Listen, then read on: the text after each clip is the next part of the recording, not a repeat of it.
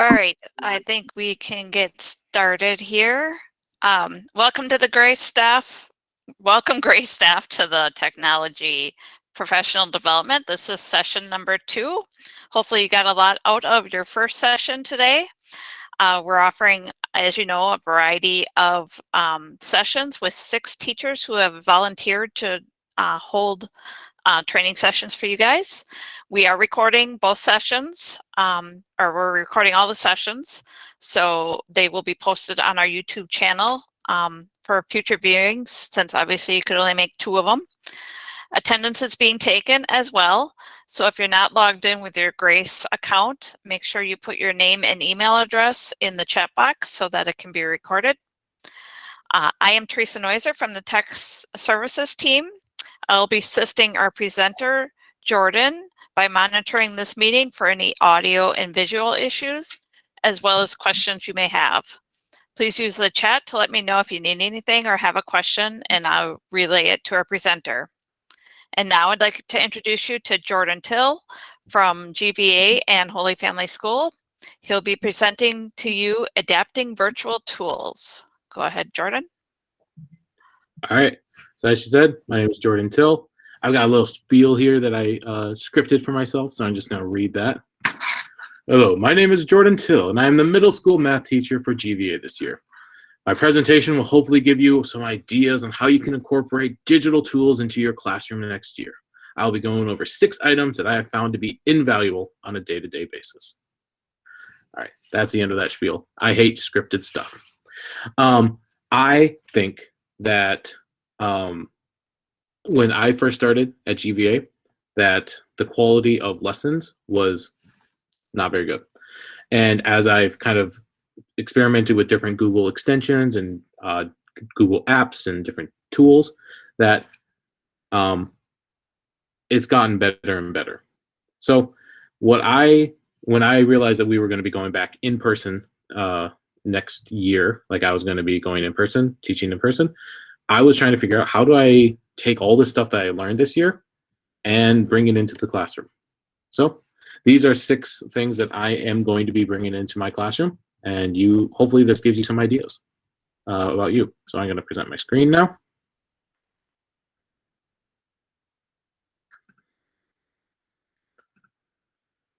And there we go.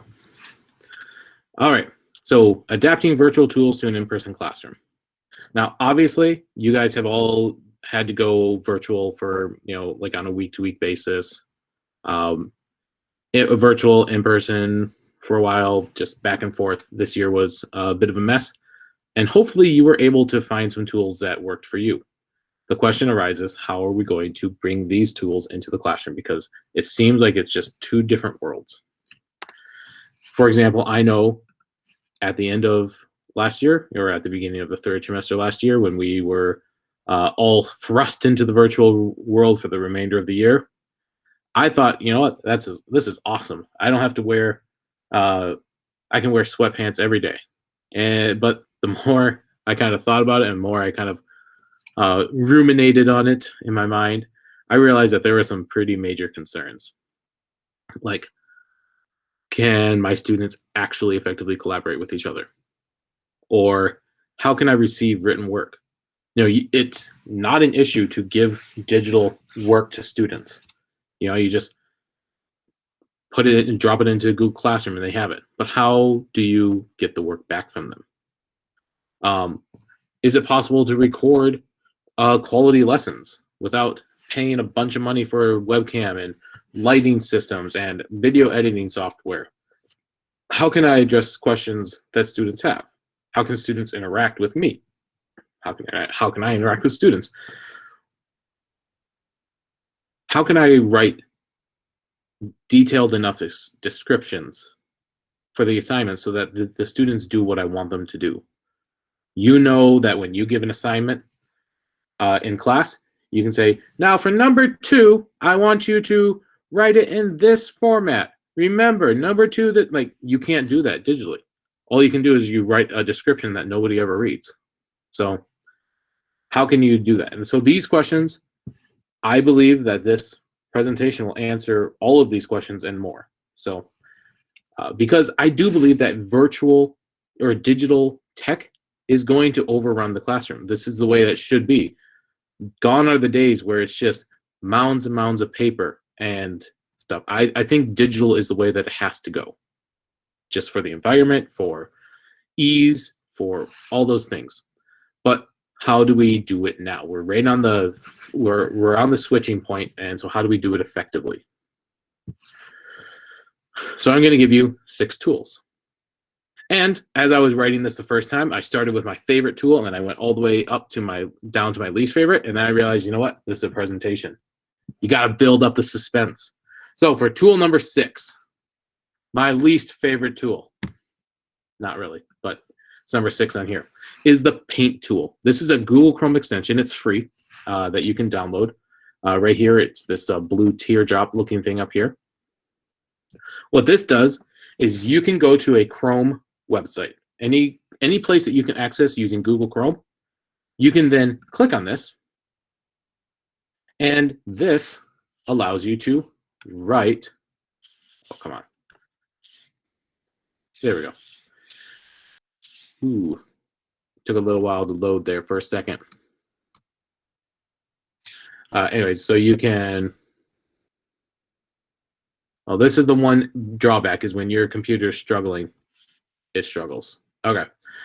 So not a good thing. Usually I can do all this. So these are examples of things. I was teaching ancient Egypt thing, because I was talking about math in ancient Egypt, and I was talking about different things that they used to build the pyramids, because that's, you know, ancient Egypt. Everybody has questions about the pyramids. And so I was talking about how as the things move this way, the wheels move that way. You take the log off the back, put it up to the front. Those are wheels and stuff. Or I was talking about how to find a unit rate of how do you find the price per ounce of Fruit Loops. And so I went on Amazon and I looked at Fruit Loops, and I did this right over here. So to find the unit rate, you take, if you want to find the price per ounce, you do the price divided by the ounces. Now this is great, because when you are in a classroom, you need to be engaging with the students. And when I do, let's say, unit rates, I say it is a unit, a certain amount of a unit versus one of another unit, and nobody understands that. And so I say, for example, your heart rate, beats per minute, a certain number of beats, of units, for one of another unit. So your heartbeats per 1 minute. And so then that gets them into the mindset of like, oh, what are some other examples? And you can go with the flow with the students. It doesn't have to follow your exact prescripted lesson plan. And so you can do beats per minute, revolutions per minute. You can do miles per gallon, all these things. Or you can do price per ounce. And so that's what somebody said, is that they were shopping with their mom and they noticed the little price per ounce. Like, oh, is that what that orange thing was in the thing? Like, yeah. And so I was able to go on Amazon, look it up, and we were able to work on it. I was able to take the engaging, like I was able to engage them and then teach from that.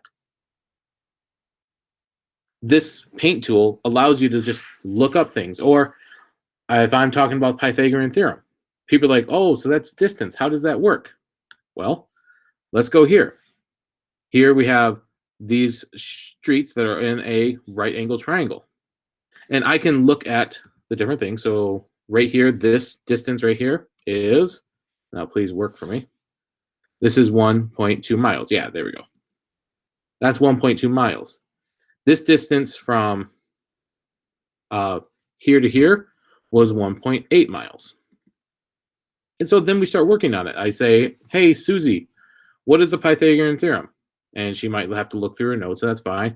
It's a squared plus b squared is equal to c squared. This is c. And we start going through it. I'm able to work through in class using actual data rather than the ridiculous scripted questions in the book. I'm able to go through real data. So I do 1.8 squared plus 1.2 squared is equal to c squared, and we find out that the answer, is 2.16 is equal to C. But then we look here and we see that the miles is actually 2. So how do we get off? And that allows for questions. That allows for people to try to figure out, wait a minute, this is the math. Why isn't the math working? And so they can kind of, this can be a think, pair, share moment. And, the reason for it is because this needs to be a straight line. And so it would meet up here. And the distance from here to here is 0.16 miles. And you can actually do that on Google Maps. You can find the distance between these 2 points, and it's 0.16 miles or 0.15 miles. So it allows you to make math or make English or make science into a real life teaching moment. It's the best. And that's my 6th favorite tool. So let's go ahead and talk about other ones. My number 5 virtual tool that I'll be adapting to my in-person classroom next year is Small PDF. Small PDF is fantastic. If you want to digitalize the stuff that you're doing, you need Small PDF, because Small PDF allows you to change almost any visual. Like if you have a document or an image or anything like that where it's a single thing, it doesn't work for videos. But if you have a PDF or a PNG or a JPEG or those types of things, it can change the format. It also, so these are the different things it can do. It can change the format from all the most famous, common ones to all the other ones. It can also split PDFs, and it can merge PDFs. It can extract PDFs. So, for example, if I have this, and each of these represents a different page on a long page document. If I want to take this page and this page and this page, and I want to bring them over here into a brand new document, I can do that using Small PDF. Let me show you. Here's my interactive notebook that I have for, this is 7th grade, Unit 5, Statistics and Probability. If I have a big, huge, long document like this, it's 35 pages long. What I can do is let's say I want to keep the, this is Statistics and Probability, and all I want to do is I just want to do practice problems. So everything that says a your turn in the top left. I can extract these into a brand new document.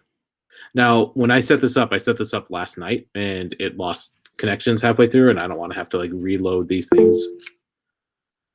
This is going to say, I think, that we couldn't extract it. That's just because it lost connection. As soon as I reload this, it would work. This is a free Chrome extension. Yeah, see, it lost connection, so that's why it's not working right now.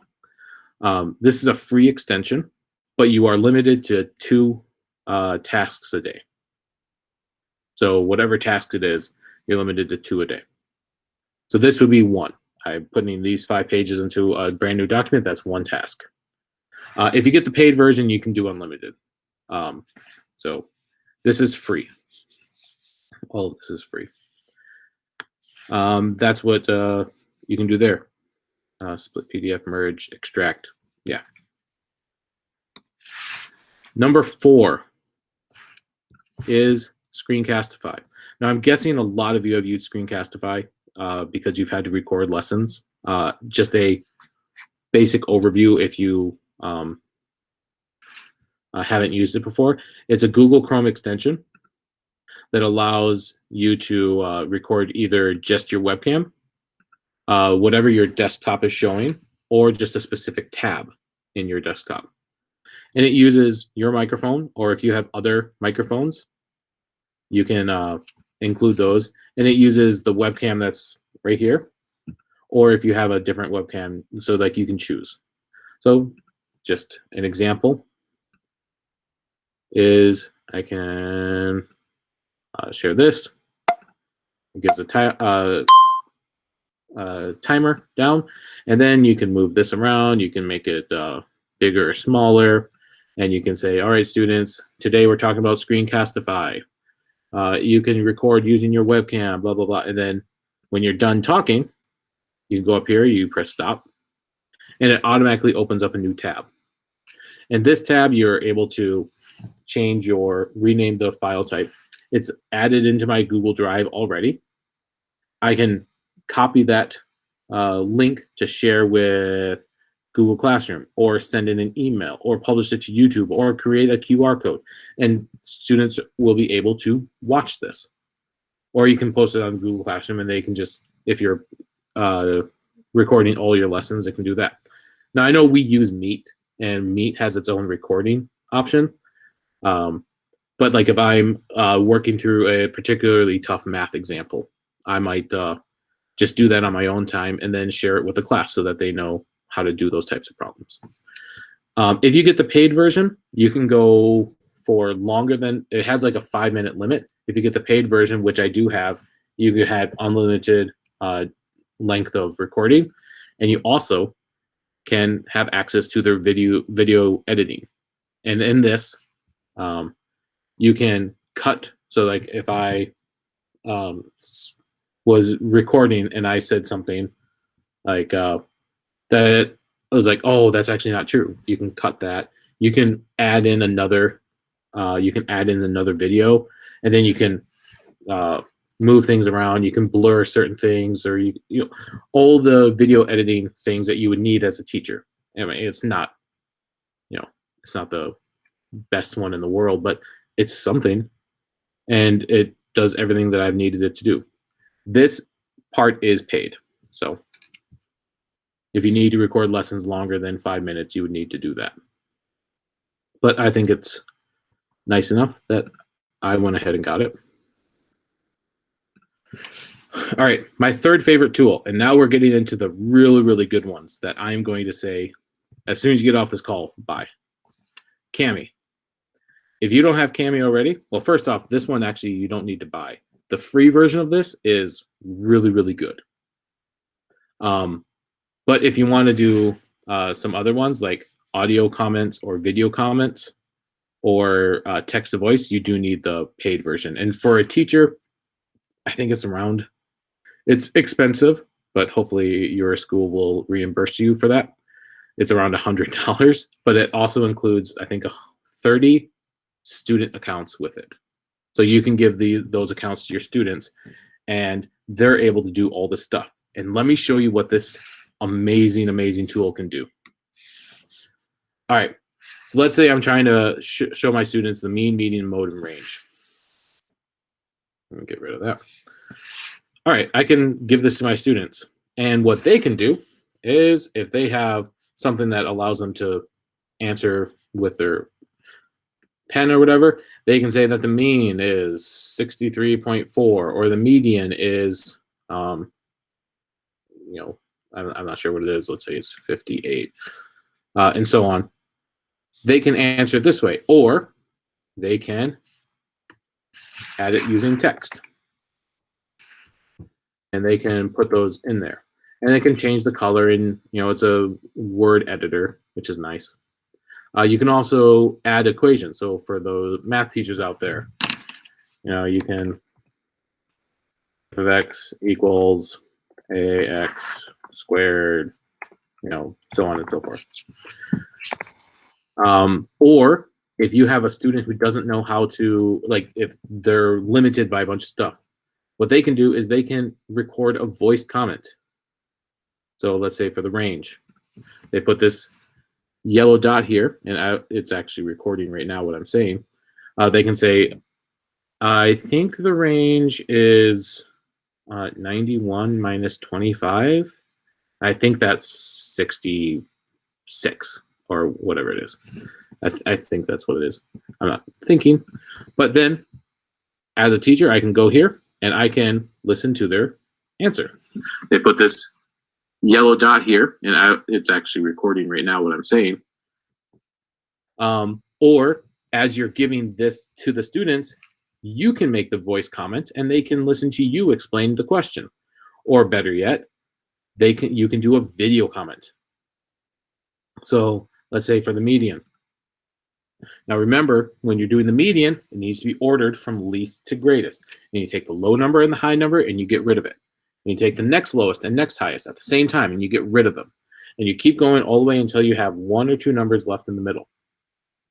And you can, like, I can stop that right now. But that's immediately available for them. Now remember, when you're doing the median, it needs to be ordered from least to, and so on. And now they have access to you explaining these things, and they can listen to it as much as they want. Or let's say that your student needs things read to them. Text to speech. Read 1. Find the mean, median, mode, and range. 64, 57, 91. Isn't that awesome? So for those students who need things read to them, this does it for them. And you can change the things, and you can actually Google Translate's part of it, and you can, some of these are different languages, and it's amazing. This is the best. What I use it for all the time is I use the drawing, and I go through it. You know, let's say I'm finding the mean, 64 plus 57 plus 91 plus all the way up to 42, and then you divide that by 8, and you get the answer of 63.4. I don't know if that's actually the mean, but it is for now. That's what I use it for. Cami, you need to go out and get it now. Go on and get it. Number 2 is what I'm doing right now, Jamboard. This is Jamboard. It's a teaching whiteboard. I can go over here and I can like highlight. You see the teaching whiteboard. You can differentiate problems. You can have students give presentations using Jamboard. It's like a digital poster. Everybody can use sticky notes. Unfortunately, it doesn't have a version history. So if somebody says something naughty, you don't have the ability to see who it was yet. According to Teresa, they're working on it and they're going to do an update soon. Yeah, so this Jamboard is what I use when I teach. So if I'm doing this, I say, all right, so we have this, which is 4, and this, which is 10. 4 times 10 is 40 square inches. So that's this side. Well, if this side, there's a matching backside over here. That's 40 square inches back over here as well. And like you can change the color and all that stuff. This is what I use for teaching. I use it every single day, multiple times a day. But it's still not my number one. Because I need to put this into my classroom. How am I going to put all the stuff into my classroom? My number one. Oh, so this is an example of problems that I can give specific students. And so this can be like a collaboration. Or I can assign half the students as blue students and half the students as orange students. And when they go to this slide, they have to answer the blue question or the orange question. But my number one thing is the drawing tablet. This is what I've been using the entire time. I use it every minute and I've used it every day that I've taught, every minute of every day. It's a drawing tablet. It allows me to, it's a highly specialized mouse that I can treat like a pen.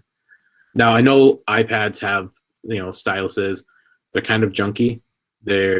Well, I should say they're clunky. In some places you can draw with your fingers. That's garbage. You need to be able to write essentially like you would on a board, where students know the difference between an S and a 5. So this is my number one tool that I would recommend. And this is a Bluetooth thing. I'm going to be able to walk around my classroom teaching using this thing. I'm going to be able to go around the room and say, hey, Johnny, do you want to try this next problem? He can look at it, he can say yes or no, and give it, or I can give it to a different student, and they're able to just from their desk write and show their work to everyone else. Or I can go stand by the troublemakers and teach while I'm standing there. And I'm able to, just like I'm at the board. So Bluetooth is more expensive. I don't expect you guys to be able to, to pay that. But this one is what I got. And you can get like USB extension cords, and you can kind of do that too. So amazing. If you want to digitalize your work, you need this drawing tablet. All right, that is my presentation. These are the things. Jamboard allows you to copy links. So I'm going to copy this link, and I'm going to, here it is, and I'm going to share that with you guys.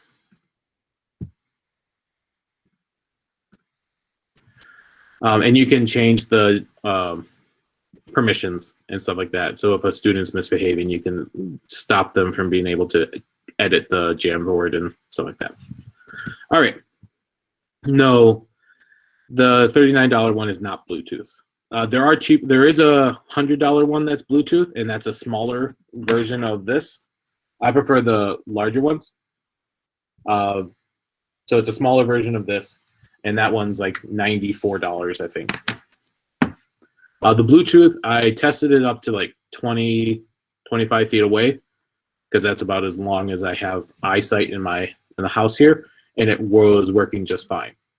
So I'm going to be setting my computer up on a cart in the middle of the room, and I'm going to be able to go around anywhere I want in the room. So that's that.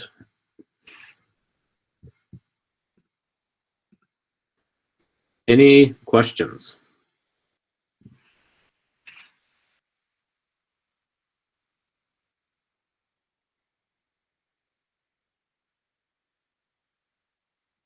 Yeah, the PDF, teachers pay teachers, everything is in PDF. Yeah, you need small PDF.